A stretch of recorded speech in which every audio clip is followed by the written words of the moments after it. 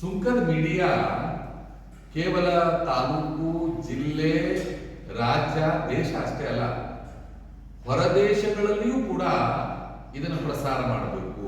ಅಂದ್ರೆ ಇಡೀ ವಿಶ್ವದೊಳಗೆ ಎಲ್ಲಾ ಸುದ್ದಿಯನ್ನ ತಲುಪಿಸುವಂತ ಕಾರ್ಯಕ್ಕೆ ಬಾಬು ಸುಂಕದವರು ಕೈ ಹಾಕ್ತಾ ಇದ್ದಾರೆ.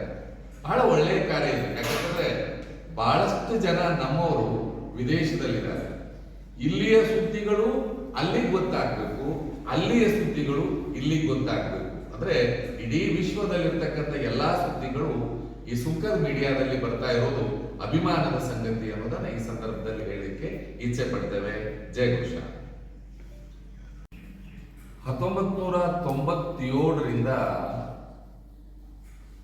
ಪತ್ರಿಕಾ ರಂಗದಲ್ಲಿ ಹೆಸರನ್ನ ಮಾಡಿ ವಿಶೇಷವಾಗಿ ಬೆಳಗಾವಿ ಜಿಲ್ಲೆಯಲ್ಲಿ ತಮ್ಮ ಸುದ್ದಿಯಿಂದ ಎಲ್ಲರ ಮನಸ್ಸನ್ನು ಗೆದ್ದಿರುವವರು ಬಾಬು ಸುಂಕದವರು. ಇವತ್ತು ಹೊಸ ವರ್ಷದ ದಿನ, ಅಂದರೆ ಯುಗಾದಿಯಿಂದ ಒಂದು ಅದ್ಭುತವಾದ ಕಾರ್ಯಕ್ಕೆ ಕೈ ಹಾಕಿದ್ದಾರೆ. ಸುಂಕದ ಮೀಡಿಯಾ ಅನ್ನೋದನ್ನು ಆರಂಭಿಸುವ ಮುಖಾಂತರ ಎಲ್ಲ ಜನರಿಗೆ ಅನುಕೂಲ ಆಗಲಿ ಅಂದ್ಕೊಂಡು ಈ ಒಂದು ಹೊಸ ಕಾರ್ಯಕ್ಕೆ ಕೈ ಹಾಕ್ತಾ ಇದ್ದಾರೆ. ಹಿರಿಯ ಪತ್ರಕರ್ತರು, ಅನುಭವಿಗಳು, ಎಲ್ಲದಕ್ಕಿಂತ ಹೆಚ್ಚಾಗಿ ಜಿಲ್ಲೆಯ ಅಭಿವೃದ್ಧಿಯನ್ನು ಬಯಸುವ ಒಬ್ಬ ಅಪರೂಪದ ಚಿಂತಕ ಬಾಬು ಸುಂಕದವರು. ಈಗೇನು ಆರಂಭ ಮಾಡಿದಾರಲ್ಲ ಈ ಕಾರ್ಯ, ಅದು ಜನಪರವಾಗಬೇಕು, ಜನರಿಗೆ ಹಿತ ಆಗಬೇಕು.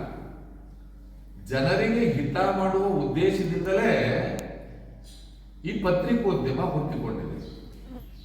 ಶುದ್ಧವಾದ ಶುದ್ಧಿಯನ್ನ ಮಾಡುವುದರ ಜೊತೆಗೆ ಸಮಾಜವನ್ನೂ ಕೂಡ ಶುದ್ಧೀಕರಿಸುವ ಕಾರ್ಯಕ್ಕೆ ಮೀಡಿಯಾ ಅಪರೂಪವಾದ ಕಾರ್ಯವನ್ನು ಮಾಡ್ತಾರೆ.